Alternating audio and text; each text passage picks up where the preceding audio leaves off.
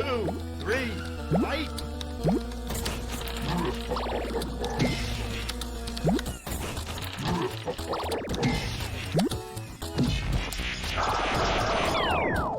You win!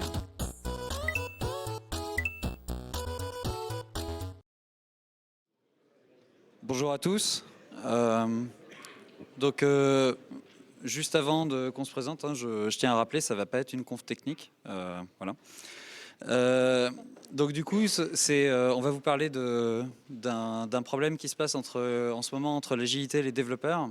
C'est un sujet qui nous tient pas mal à cœur, Cécilia et moi. Ça fait bien 5 ans, je pense, qu'on en discute tous les deux, qu'on saoule absolument tout le monde autour de nous avec ça.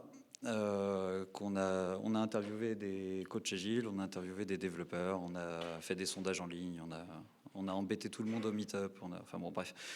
Et donc du coup, on s'était dit qu'on allait faire une espèce de petite rétrospective un peu de tout ça et parler de tout ça. Voilà. Donc, qu'est-ce qui se passe en ce moment et depuis quelque temps entre le monde de l'agilité et le monde des développeurs? Donc avant de rentrer dans les sujets polémiques et les trolls, on va commencer par se présenter. Donc moi, je m'appelle Cécilia Bossard, je suis développeuse. Donc j'ai commencé en étant développeuse, je suis passée Scrum Master, j'ai fait un peu de coaching et je suis revenue au développement. Et je pense qu'à la fin de cette présentation, vous comprendrez pourquoi. Et donc voilà, et je travaille chez Code Lutin.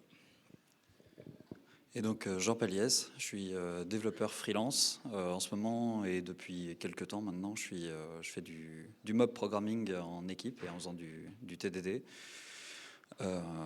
Ça va aussi vous donner quelques indices sur ce qui va se passer après. Et je tiens aussi à préciser avant qu'on commence vraiment que ce qui va venir dans la suite, ça va contenir pas mal de nos opinions et peut-être que par moment on trollera un tout petit peu. Je préfère prévenir. Voilà. On va commencer par faire un petit sondage pour voir à peu près qui vous êtes, où vous en êtes. Donc on va poser une question hyper compliquée. Qui parmi vous est développeur? Voilà, en même temps, on pose la question au briscant. Vas-y, continue.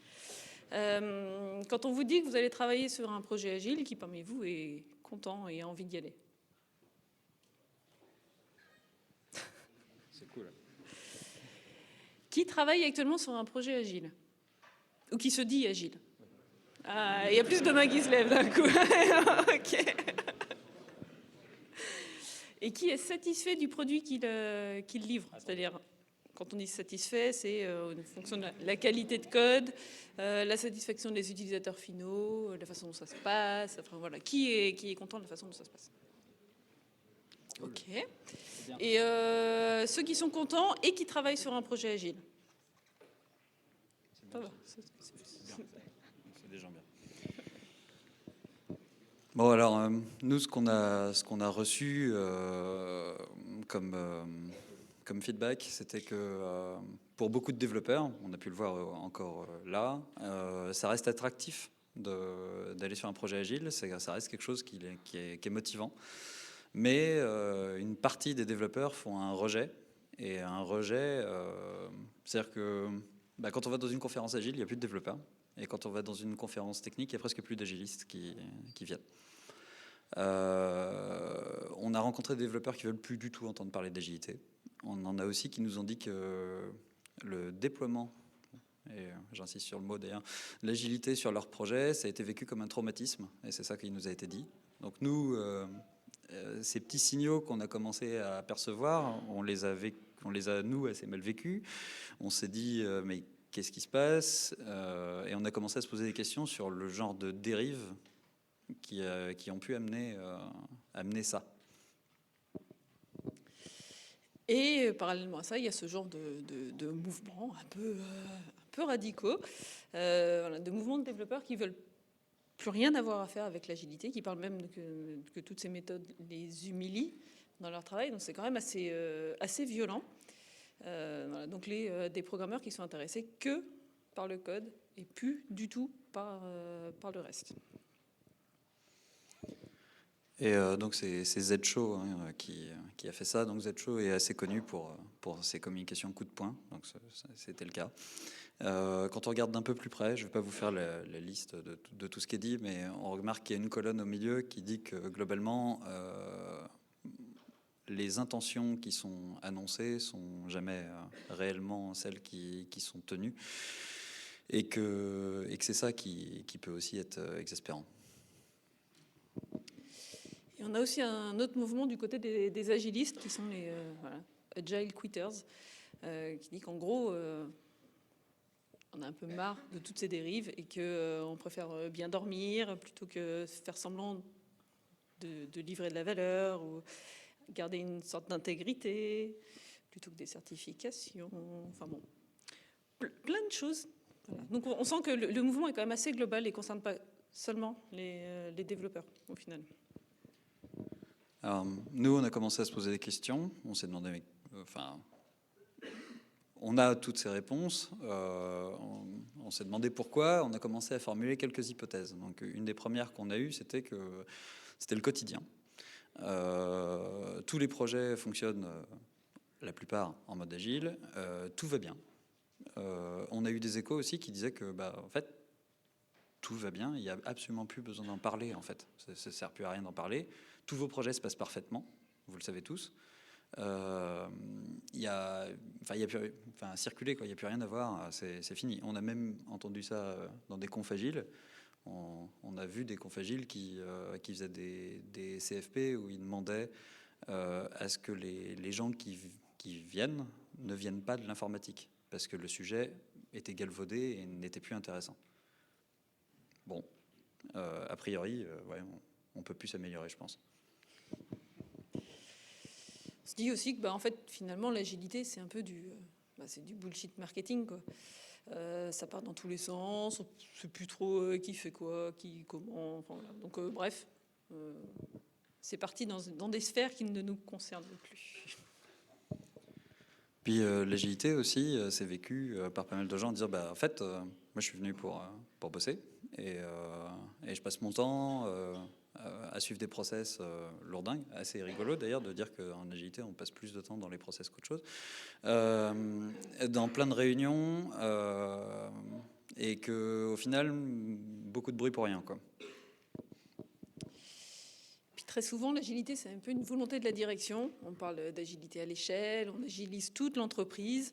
Donc en fait, les développeurs n'ont plus du tout leur mot à dire là-dessus. C'est devenu quelque chose de politique et ça ne concerne plus ceux qui sont en bas de l'échelle. Donc là, c'est le moment où on va commencer à rentrer un peu dans nos opinions. Ce que vous voyez derrière nous, c'est un peu ce qu'on pense. Le fait que sur ce grand mur là qui sépare les devs et les agilistes, il y ait des caméras. Bon, ok, elles sourient, mais voilà, Big Brother vous regarde et il sourit. On va revenir dessus dans pas longtemps du tout. Donc voilà, pour nous, il y a eu une belle déviation et cette déviation, elle est vraiment pas bien. Il se trouve que d'autres gens en parlent beaucoup de tout ça. Donc, en août 2018, Uncle Bob a fait un article qui était où il disait pas mal de choses qui étaient assez vraies, on trouve, nous.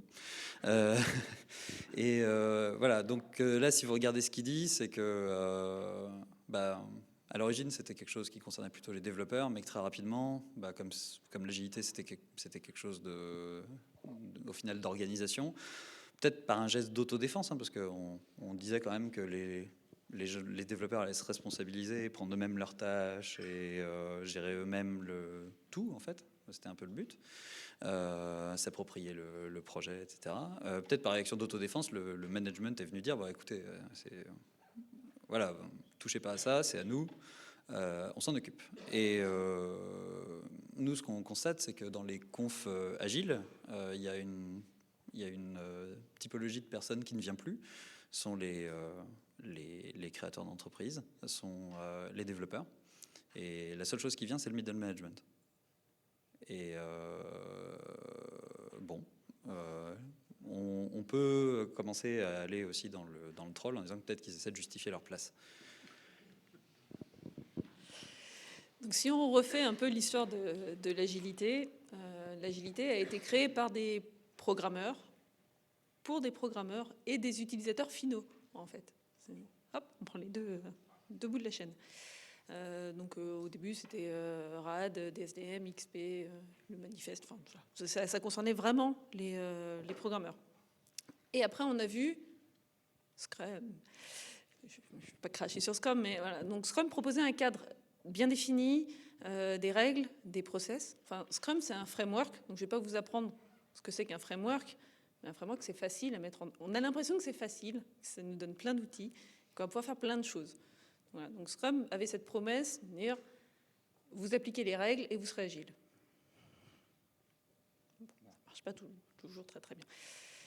Et en même temps que ça, il y a eu pas mal de retours d'entreprises qui ont mis en place l'agilité, et ça a bien marché. Il y a eu plein de success stories. Et on a pu constater que dans les équipes, c'était si on fait la même chose qu'eux, nous aussi on va réussir, ça va bien marcher. Peut-être.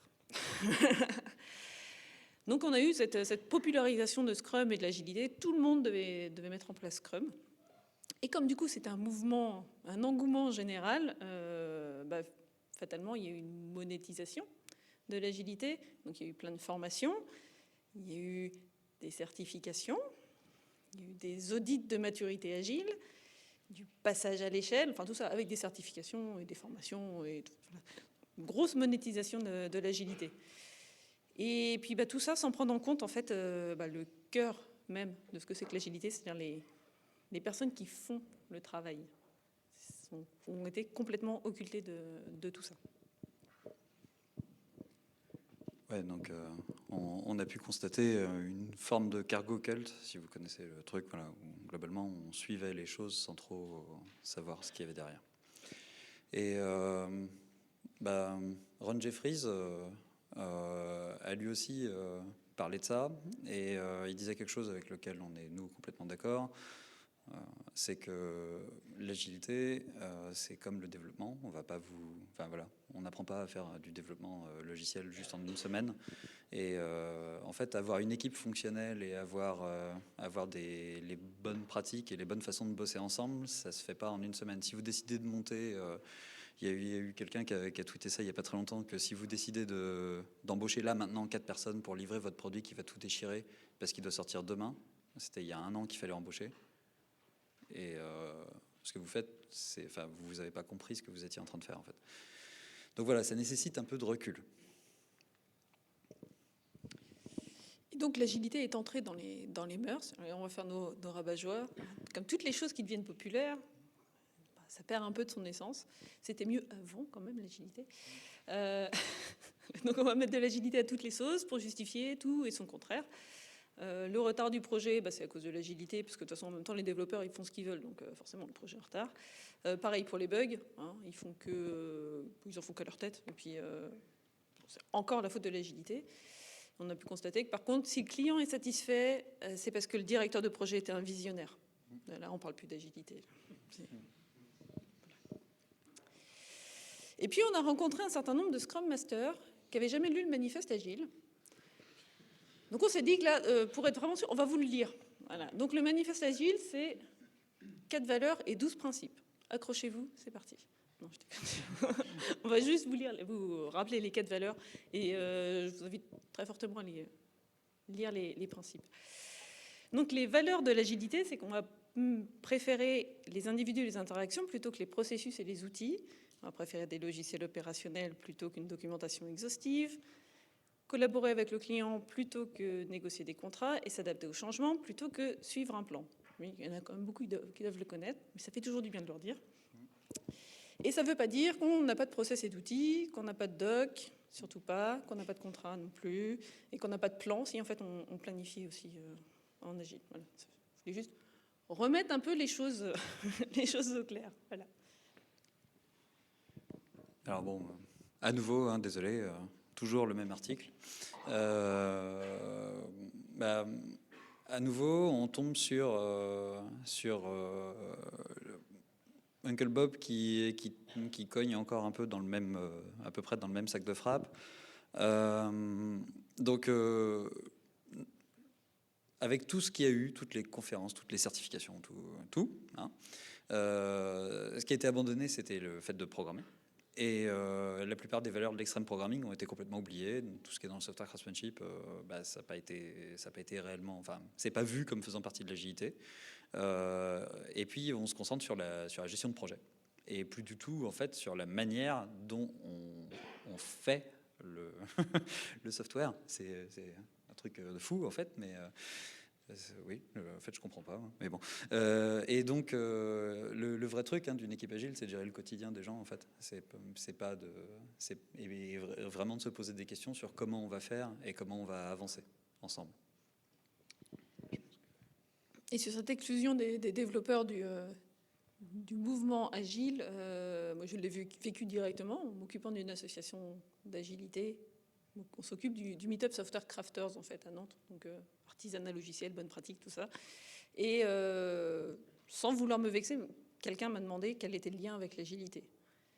Donc, je me suis dit en fait effectivement, les développeurs sont totalement mis à l'écart en fait maintenant du mouvement agile.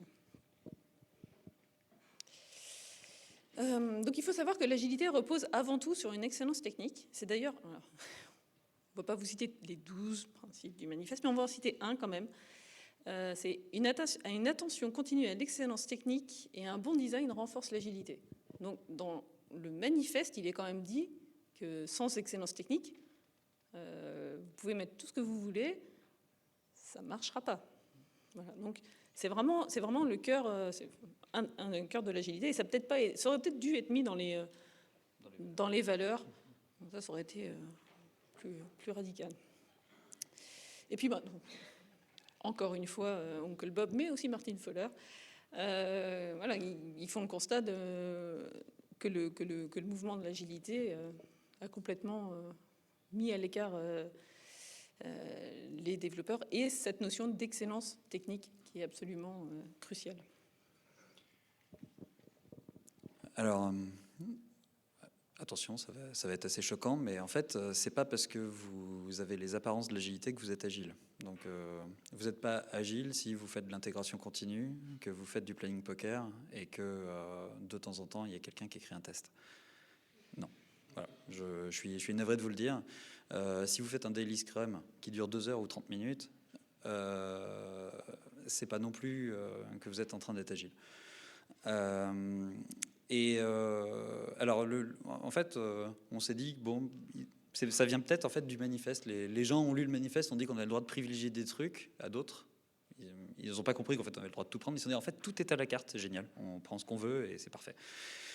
Donc, la base de l'agilité, c'était plutôt d'avoir une bonne conception, un code évolutif, parce que comme il faut refactorer souvent, il faut être capable de s'adapter aux changements. Et ça, c'est pas simple. Ça pose un stress assez conséquent sur le code. C'est quelque chose qu'on rappelle pas assez souvent, mais que gérer un projet agile et le gérer vraiment bien, ça veut dire que le code va devoir subir des changements qu'il ne subirait pas dans d'autres méthodes de gestion, on va dire, si on considère toujours que l'agilité c'est une méthode de gestion. Et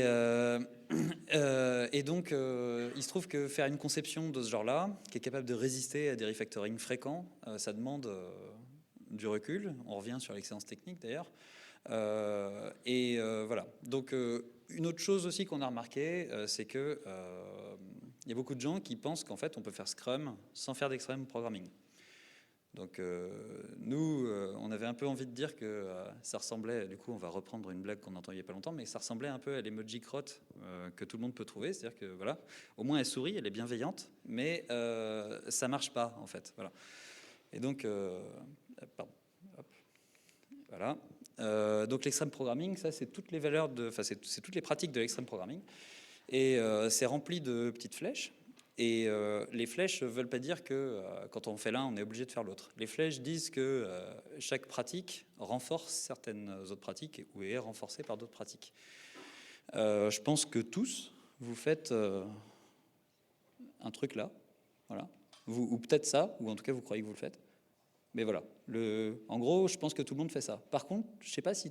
Enfin, ça, a priori, c'est un truc de bisounours, je crois. Et puis, cette partie-là, non. Voilà. En fait, moi, je vais vous donner une anecdote. C'est que ces trucs-là, c'est censé se renforcer. Donc moi, comme je vous ai dit, je travaille dans une équipe où on fait du mob programming et du pair programming toute la journée. Je ne recommande pas à tout le monde de faire ça, c'est pas pour tout le monde.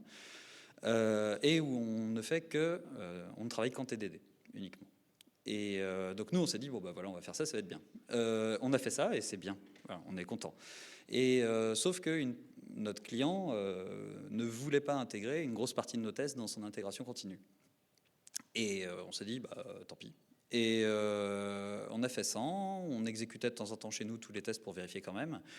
Mais au bout d'un moment, la discipline finit par lâcher, parce que maintenir tout le temps cette attention pour vérifier que tous les tests sont toujours cohérents, que même quand d'autres changent le truc, vu qu'ils n'ont pas l'intégration continue, ils ne savent pas qu'ils ont pété nos tests, donc voilà. Du coup, ça a fini par louper. On a fini par avoir des tests qui étaient pétés. On s'est rendu compte qu'ils étaient pétés depuis 3 semaines, certains 1 mois. Et ça a demandé pas mal de boulot de revenir là-dessus. Et voilà. Si vous voulez faire une partie des pratiques, ça aide quand même d'en faire plus que 2 ou 3. Ça demandera moins d'efforts en fait. C'est ça que vous annonce un peu l'extreme programming. Alors aussi, on nous a dit, nous, que justement, nous, ce qu'on avait choisi, mes collègues et moi, les 2 trucs-là, nous, c'est ça qu'on a choisi en fait. Si vous regardez bien, en fait, c'est ceux qui ont le plus de flèches qui viennent vers eux, et c'est ceux qui renforcent le plus de trucs au final. Donc, en regardant le schéma, je me disais, bon, on n'a pas eu si tort que ça, au final. Mais nous, moi, dans toutes les missions que j'ai pu faire avant, tout le monde me disait que les tests et le binomage, c'était une perte de temps. Alors ça m'a toujours gêné. Pour moi, le boulot de programmeur, c'est 10% de taper du code, et les 90% restants, c'est tout le reste qui permet de comprendre le problème. Voilà. Et donc, c'est là où j'ai découvert qu'en fait, a priori, comme le binomage c'est interdit, ce qui compte, c'est pas de mutualiser du temps de cerveau, c'est le temps de vos doigts pour taper du code. Donc c'est là où j'ai enfin compris pourquoi mon métier était appelé digital. Voilà, c'est de là que ça vient. Et du coup, il y a un autre truc quand même à noter avec tout ça, c'est que c'est pas anodin qu'on vous dise que voilà. Binomer avec, je sais pas, avec vos ops, c'est mal, voilà. Parce qu'en fait, c'est de la perte de temps. Et la perte de temps, ça a un effet simple, c'est que on va pas le voir dans les indicateurs, en fait. Et oui, parce qu'en fait, maintenant, les projets agiles sont gérés par les indicateurs. La popularisation de Scrum et du management visuel ont apporté plein de nouveaux indicateurs visuels qu'on peut voir comme ça, le burn down, le burn up, et tout ce qu'on peut inventer aussi. Enfin, il y en a plein. Et ça a permis de renforcer les managers dans ce pilotage par les indicateurs. Ça fait plein de nouveaux KPI, c'est trop bien.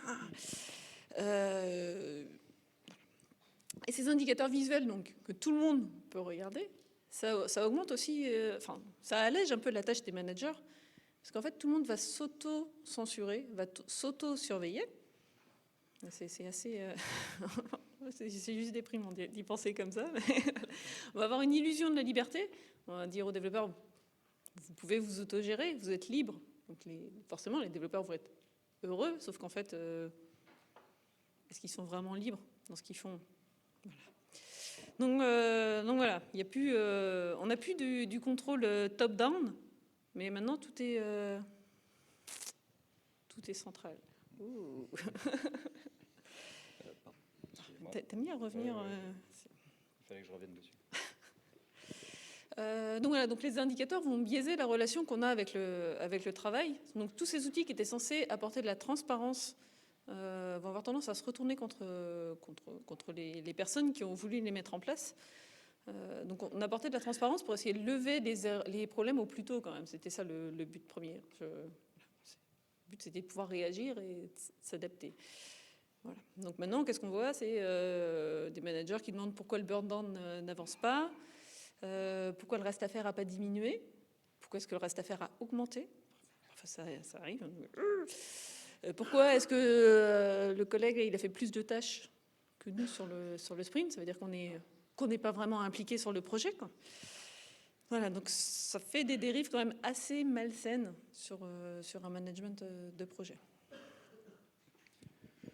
Du coup, par exemple, on a rencontré, dans les développeurs qu'on a pu rencontrer, il y en a qui nous ont dit qu'ils ne prenaient que les plus petites tâches. Parce que c'était ça qui leur permettait de... Parce que tous les matins, en fait, au Daily Scrum, ils doivent montrer le burn down derrière eux et ils doivent expliquer au Scrum Master, qui évidemment, c'est écrit dans Scrum, si vous avez lu, bien sûr. Le Scrum Master, c'est évidemment votre chef de projet, il a un lien hiérarchique sur vous, c'est le principe de l'agilité d'ailleurs. Et donc, le développeur en train doit justifier sur la courbe du burn down en quoi ses tâches à lui ont changé les choses au quotidien, tous les jours. Ok. Et du coup, qu'est-ce qui se passe? C'est que les tâches un tout petit peu plus grosses, elles sont pas faites. Et quand elles sont faites, elles sont bâclées parce que les gens ont quand même envie d'avoir leur prime, en fait. Pardon. On a aussi rencontré certains Scrum Masters qui nous ont dit qu'ils étaient objectivés sur le burn down. Donc il faut que le burn down soit le plus rectiligne possible, qu'il soit parfait. Et sinon, ils n'ont pas leurs objectifs ne sont pas atteints. Donc qu'est-ce qu'on voit? On voit des Scrum Masters qui vont tricher pour avoir un burn down parfait. Voilà, on va mettre des tâches à terminer alors qu'en fait elles sont pas tout à fait terminées. Voilà. Ah puis c'est pas grave, on rajoutera un peu plus de dette technique. C'est pas très grave. C'est un problème de développeur, ça. Ne vous inquiétez pas, on se rattrapera au prochain sprint. Il y a un autre truc aussi qu'on a remarqué, il y a des mood boards. Vous savez, c'est les trucs où on choisit, on dit comment on se sent au quotidien. Donc moi j'ai vécu ça, un mood board où on pouvait dire bien, normal et pas bien. Et c'était dans une boîte où tout le monde avait l'air d'être, je pense, motivé. Et nous, on est venus et puis on bossait avec eux depuis quelques temps déjà et on a participé à un de leurs meetings et effectivement, l'un d'entre nous, au moment de dire le mood, a dit moi, pas bien. Et je me souviens encore d'entendre le ah. Et ça a été très mal vécu parce que voilà, c'est pas possible. Tout le monde va bien, c'est obligatoire. Voilà. Donc voilà, c'est ça. Moi, j'ai trouvé que c'était un indicateur vachement intéressant, du coup. Voilà, c'est les indicateurs qui ne varient pas, c'est les mieux. C'est les meilleurs. Donc, le but, c'était, comme Cécile disait, c'était de permettre la transparence, c'était de permettre de voir les problèmes surgir plus vite. C'est ça l'idée. C'était arrêter de faire des couches gigantesques de matelas, de confort, où on se dit, au cas où il y aurait des problèmes. Voilà. C'est de faire apparaître les problèmes et de les corriger quand ils arrivent. Sauf que l'effet qu'il y a eu, c'est pas ça, c'est que maintenant les gens regardent les indicateurs et quand les indicateurs se mettent à bouger d'une manière où en fait on voit qu'il y a un problème, ça veut dire que l'équipe est nulle ou ça veut dire qu'il y a voilà. Donc au passage, oui, j'essaie de le rappeler, mais KPI, le P, c'est pas personnel, c'est pas pour les entretiens annuels, d'accord? C'est pas pour ça en fait. On n'utilise pas des trucs qui servent à monitorer la vie d'un projet à la fin du projet pour monitorer le projet au quotidien. Voilà. Et on ne pilote pas par les indicateurs au quotidien non plus. Mais ça, c'est un autre débat. Et du coup, l'agilité, en fait, c'est pour les managers, moi, du coup, je comprends. C'est juste génial, quoi. Enfin, c'est un truc de fou. On se demande même comment on a fait sans. Parce que je veux dire, voilà, on peut enfin tout surveiller et puis en plus on peut utiliser des moyens psychologiques pour appuyer sur les gens, c'est quand même parfait. En plus tous les clients en veulent, voilà. C'est à la mode, donc on est obligé de tous passer à l'agilité, de toute façon c'est obligatoire, voilà. Et puis l'agilité c'est vraiment super chouette, on va pouvoir changer les priorités quand on veut. On va pouvoir changer les fonctionnalités à développer en plein milieu de sprint. Si après, ils nous disent non, on ne fait pas ça en milieu de sprint. Mais, vous êtes agile ou quoi? Non, mais voilà. Alors aussi, faire des specs, en fait, ça sert à rien, puisqu'on avait dit qu'on faisait des stories et que les stories devaient tenir sur un post-it. Donc du coup, tout doit tenir sur un post-it. Si tu sais pas l'écrire en moins de 7 mots, c'est qu'il y a un problème. Et voilà. Alors, ceux qui font des event storming ici, on vous a vu, vous essayez de faire des trucs intelligents avec des post-it pour sortir du sens. Vous n'avez pas encore compris le vrai business apparemment.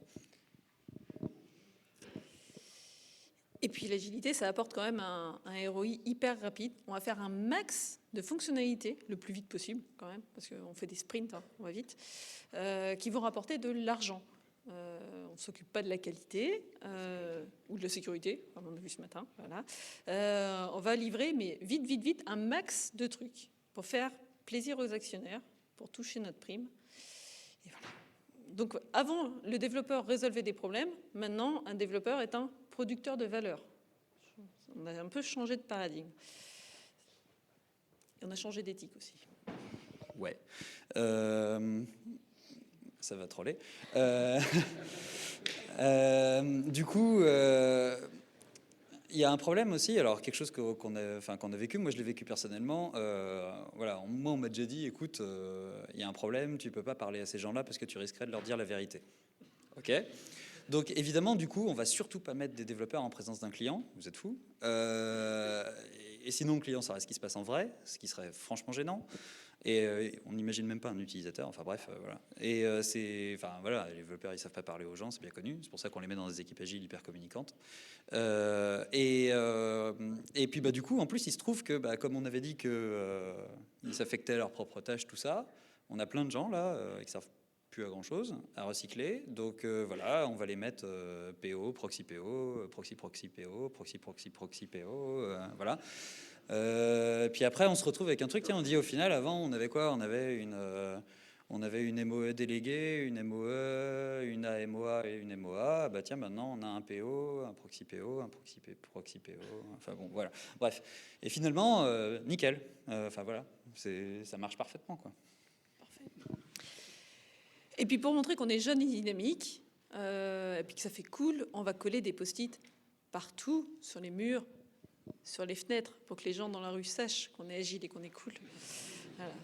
Après, le fait que les post-it ne bougent pas et finissent par tomber de vieillesse, en fait, c'est pas un problème, parce qu'on va prendre des post-it super sticky. Comme ça, on est sûr qu'il n'y aura pas de problème. C'est nickel. Le fait qu'on vous voit de l'extérieur, c'est cool, parce que c'est ça la startup nation. Et le truc vraiment cool, c'est ça, c'est que les gens qui bossent dans les équipes, ils aiment bien avoir des outils qui font juste le minimum vital, mais qui le font bien. Et ça va permettre enfin d'utiliser Jira. Et du coup, on s'en fout que l'équipe préfère autre chose, elle va s'adapter, parce que le vrai truc important, c'est que ça fait des super rapports d'avancement. Il y a même des endroits, que j'en connais un notamment, où Jira est utilisé pour annoncer la date de livraison. Voilà. C'est-à-dire vous saisissez vos trucs et ça vous dit la date de livraison, c'est tel jour. Voilà. Donc, je veux dire, pourquoi on n'a pas utilisé ça depuis le début, je me demande. Et donc malheureusement, ou heureusement pour vous, si vous êtes reconnu dans ces situations, ne changez rien. Je pense que vous pouvez essayer la certification SAFE. Vous êtes pas mal. Pas mal. Vous allez gagner de l'argent. Donc voilà, on trouvait que cette image résumait plutôt bien les transformations agiles qu'on peut voir en entreprise. Donc, comme on peut le voir, au final, rien ne change vraiment. C'est toujours le développeur qui est au fond du trou. Le DevOps, l'Ops maintenant est DevOps, donc il commence à s'inquiéter un peu aussi. Hein. Je pense qu'il faut se méfier. Donc on change juste les étiquettes et puis tout va bien. Bon, du coup, on va revenir sur cette histoire de mood board un peu. L'agilité, c'est forcément des gens qui sont heureux. Parce que je veux dire, voilà, on vous a donné enfin ce que vous vouliez, vous êtes capable de vous autogérer un peu, vous gérez le projet et tout. Vous n'avez pas franchement le droit de vous plaindre. On a remarqué que du coup, il y avait une certaine idéalisation aussi de ce que c'est une équipe agile. Une équipe agile, c'est forcément des gens qui sont soudés, tous motivés, tous tout le temps solidaires.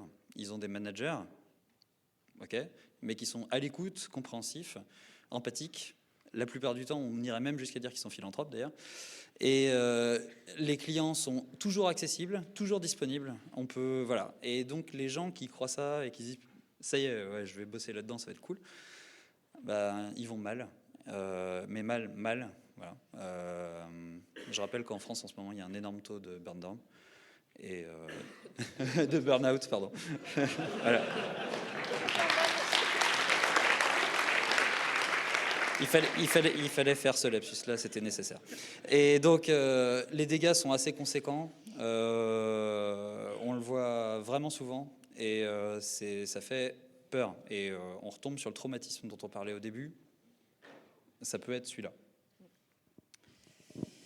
Et quand on regarde un peu aussi la façon dont se passent les rétrospectives, quand elles se passent dans les équipes, parce qu'il y a des équipes agiles qui ne font pas de rétrospective aussi, hein, elles sont plutôt pensées comme des soupapes pour que l'équipe puisse voilà, dire un peu tout ce qu'ils ont sur le cœur. On va leur dire, on va vous entendre. Je n'ai pas dit qu'on va vous écouter, mais on va vous entendre. Vous allez pouvoir dire ce que vous pensez. Donc, c'est exactement à peu près l'état d'esprit qu'on a. Et puis pendant ces rétrospectives, on va écouter les développeurs, mais on ne va pas parler des sujets qui fâchent, des sujets qui fâchent vraiment. Et on va d'autant moins en parler si le client participe à la rétro. Dans une équipe agile, le client fait partie de l'équipe, donc normalement il participe à la rétro. Donc là, s'il participe, non, on ne fait pas. On va faire une rétro à part, entre nous, pour laver notre linge sale en famille. Puis après, une fois qu'on a défini ce qu'on allait dire à la rétrospective, pour montrer au client que c'est lui qui est en tort, en fait, là, on va faire la rétrospective avec le client. Et puis souvent, je ne sais pas si vous en avez fait des rétrospectives, mais les listes d'actions qu'on définit à la fin de la rétrospective, parfois elles sont plus grandes que le backlog. Il faut être réaliste, on ne réalise pas grand-chose des actions qu'on a dit qu'on allait faire en rétrospective. Et puis les actions qu'on va réussir à mettre en œuvre, bah, c'est souvent des petites actions marginales qui ne vont pas avoir beaucoup d'impact et qui ne vont surtout pas modifier l'ordre établi de l'entreprise. On garde un peu le statu quo. On va changer la couleur des post-it, on va prendre des post-it super sticky. Mais à part ça, on peut vraiment se poser la question sur de l'utilité de ces rétrospectives. À quoi est-ce qu'elles servent?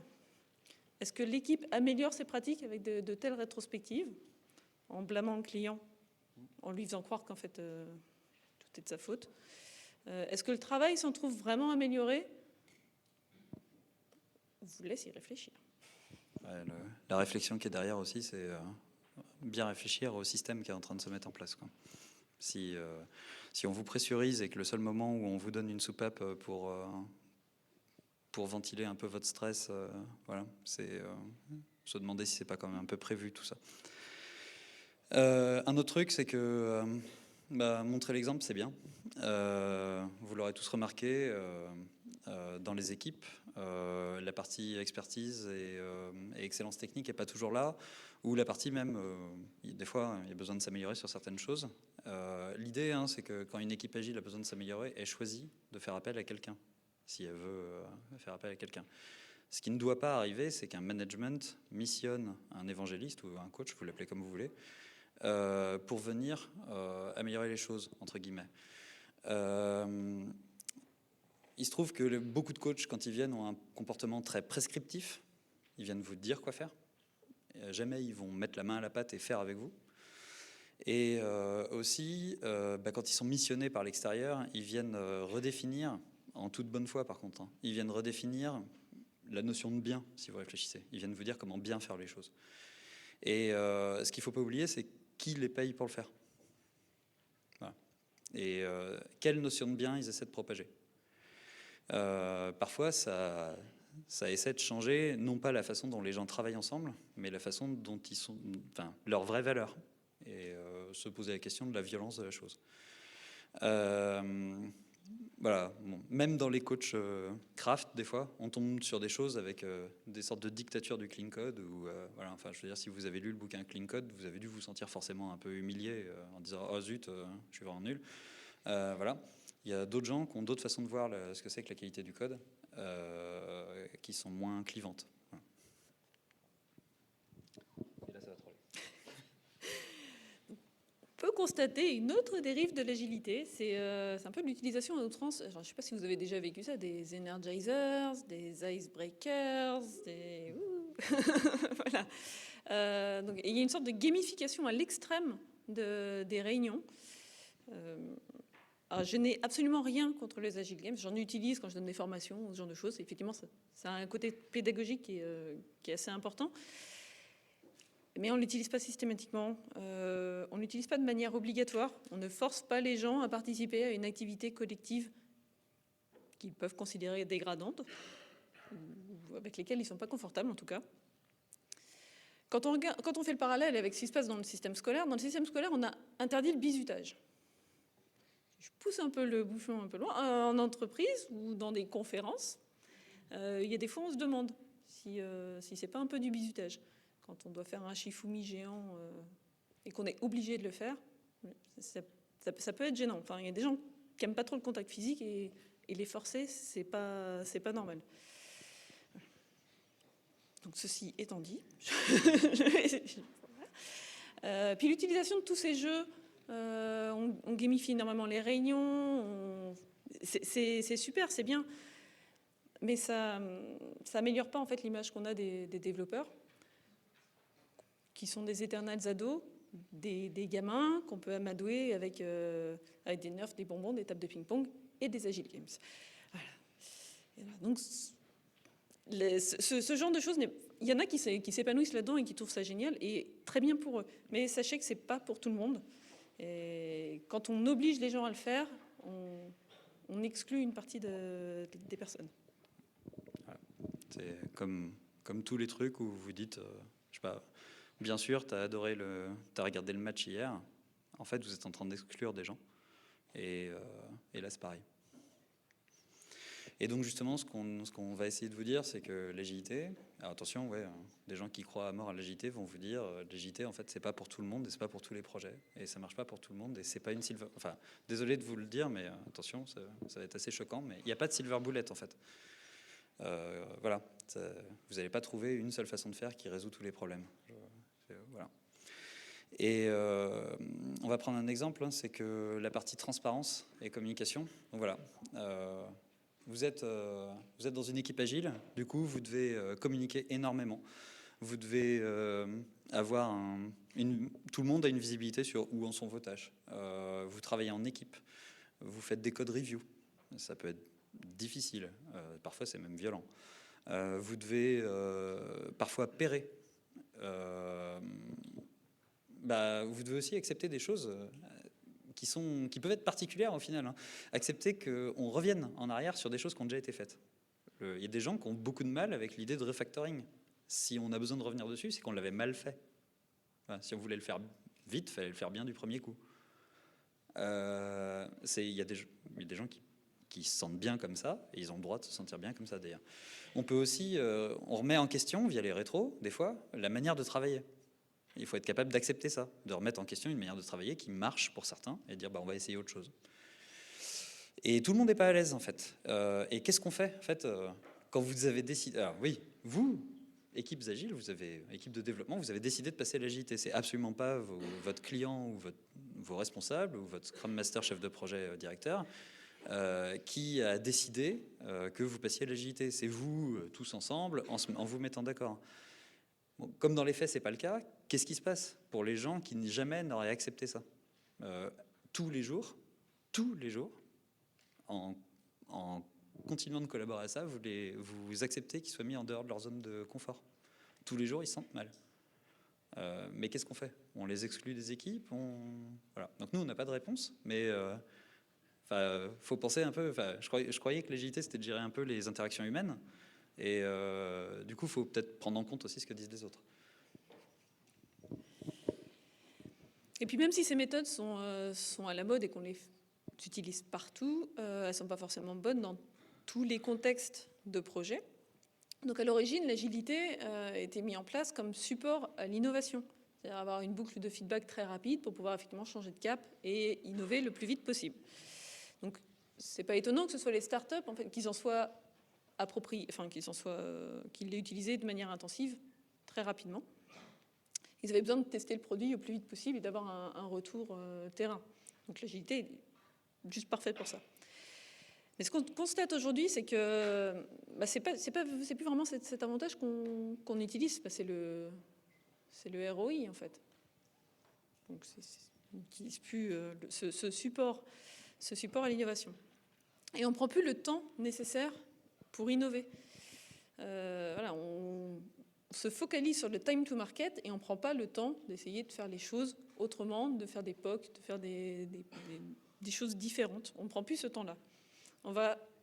Effectivement, l'agilité permet de réduire les coûts et les délais de développement, mais du coup, on ne fait que ça. On est dans l'urgence permanente de livrer des nouvelles fonctionnalités. C'est une course au vidage de backlog. Et je ne sais pas si vous avez déjà entendu, vous-même dit que vous avez besoin de souffler. On fait un sprint pour souffler. En fait, le rythme soutenable, c'est-à-dire que non, on n'a pas besoin de faire ça, en fait. On doit pouvoir avoir un rythme constant qui ne nécessite pas de souffler. Voilà. Et cette course à vider le backlog, c'est juste épuisant. Et en plus, on n'a pas le temps de prendre le recul nécessaire à la bonne conception, à l'excellence technique, tout ce qui était préconisé par l'agilité. Ouais, donc bon, c'est triste. Donc on va essayer maintenant de vous rassurer. Voilà. En fait, on peut tout à fait être agile au quotidien. En fait, le but, c'est pas de faire semblant d'être agile, c'est pas de prendre les apparences de l'agilité, c'est de comprendre que c'est un état d'esprit. C'est pas un tampon que vous allez avoir, c'est pas un sigle non plus. C'est avoir envie de travailler ensemble dans un environnement plutôt bienveillant et produire des logiciels qui rendent des utilisateurs heureux. C'est ça le but. Hein. En tout cas, moi, je fais ce métier-là pour ça. Donc, à l'origine, c'était ça. Et il y a quelque chose qu'il ne faut pas oublier non plus, c'est l'amélioration continue. Voilà. C'était quelque chose d'important, mais apparemment, tout le monde a oublié ce truc-là. Et voilà. Mais tout n'est pas perdu. On est un peu négatif depuis le début, mais voilà. En tant que développeur, on a quand même la possibilité de faire changer les choses. Donc on est maintenant les créateurs de valeur dans l'entreprise. On a un certain pouvoir. Au final, on est les artisans. C'est nous qui façonnons les produits. Et si on fait le parallèle, qui a ses limites, mais entre l'artisanat et notre métier, quand vous faites venir un artisan chez vous pour faire des travaux, est-ce que vous lui imposez les outils qu'il va avoir à utiliser? Est-ce que vous lui imposez d'enfoncer un clou avec une clé à molette? Non, je pense que vous le laissez libre d'utiliser les outils avec lesquels il est à l'aise, les outils qui correspondent bien. Alors, est-ce que vous vous laissez imposer des outils par vos managers qui ne connaissent rien à la technique?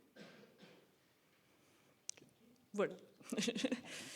De même, souvent les artisans viennent avec un apprenti.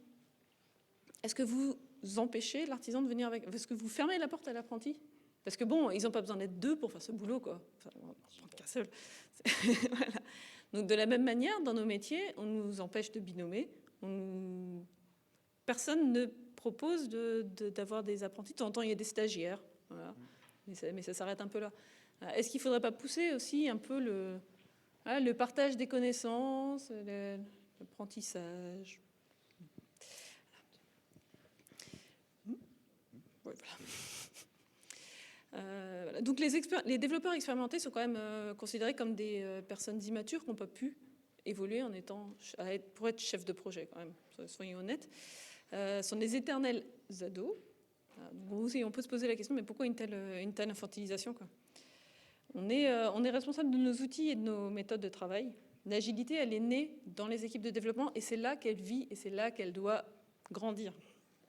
Et pas suite à des décisions de manager et de directeur. Je pense que le message est... J'espère que le message est très clair à la fin.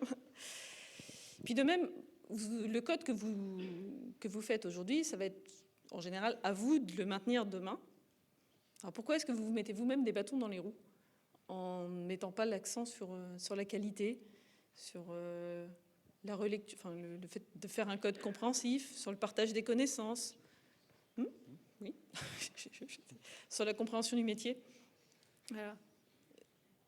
Pensez-y. Alors, on fait un peu nos ayatollahs des crafters, mais allez-y, commencez petit, testez des choses. N'ayez pas peur, en fait, de mettre des choses en place. Enfin, c'est votre projet, c'est votre travail, c'est votre boulot. Itérez, progressez. Et puis, on va faire un petit moment pub. Si vous ne vous sentez pas de le faire dans votre travail au quotidien, si vous trouvez que vous avez peur de le faire, il y a des meet-up, il y a des groupes. Venez essayer des choses avec d'autres personnes aussi.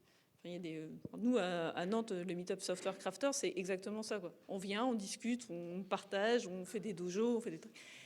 Il y en a un à Rennes aussi. Voilà, n'hésitez pas. Mais on vous fait de la pub aussi.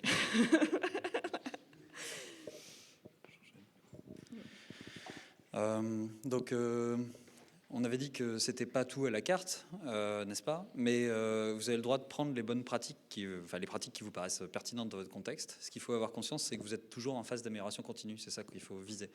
Donc l'agilité, c'est pas un but. Votre but, c'est pas de devenir agile. Ça doit pas l'être.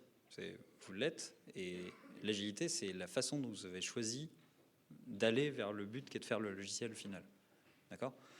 Et c'est pas voilà. C'est pas des buzzwords sur des offres d'emploi. Enfin, moi, quand on me dit viens travailler sur notre projet, c'est un projet agile. Moi, c'est exactement comme si on me disait bon, écoute, t'adores les droits de l'homme, viens dans notre pays, il s'appelle République démocratique, quelque chose, quoi. Voilà. Donc voilà. Moi, si vous me dites que votre projet est agile, de base, je me dis qu'il est dysfonctionnel. Voilà. Par contre, si vous me dites que votre projet marche bien et que vous cherchez à inclure d'autres gens, etc., pour voir si, en changeant de point de vue, etc. Ça, par contre, ça va plus m'intéresser. Donc voilà, donc c'est pas un buzzword, c'est pas des tampons, c'est pas des certifications, tout ça, c'est un peu du vent. C'est un état d'esprit, c'est des valeurs. Et on s'est rendu compte qu'il n'y a pas que les devs, comme on vous avait dit, qui commencent à rejeter ça. On a rencontré des coachs qu'on a interviewés. Il y en a certains qui nous ont dit qu'ils n'osaient même plus utiliser le mot agilité dans les formations qu'ils donnaient. Donc ça commence à faire assez mal.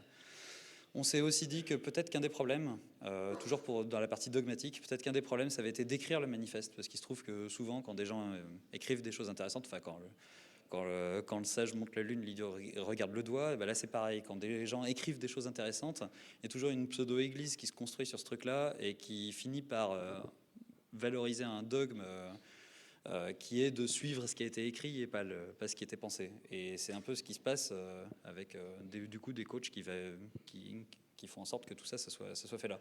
Donc là, l'esprit est perdu, quoi. Donc la bonne nouvelle, c'est que votre équipe, elle est peut-être pas agile, mais en fait, on s'en fout. Voilà. Si le mode de fonctionnement va bien, si vous vous sentez bien, si vous résolvez les problèmes, parce que c'est ça, en fait, votre vrai métier. Vous n'êtes pas producteur de valeur, vous êtes là pour résoudre des problèmes. Et si vous vous améliorez au quotidien, restez comme ça, quoi. Enfin, et arrêtez de chercher un nom à votre méthode de gestion. Vous êtes bien comme ça. Merci.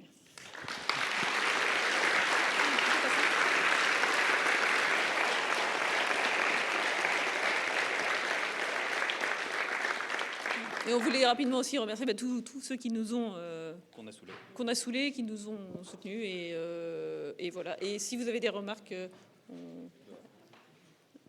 hein? Et oui, il était 0. C'est fini. Voilà. Donc voilà. Merci. On sera dehors.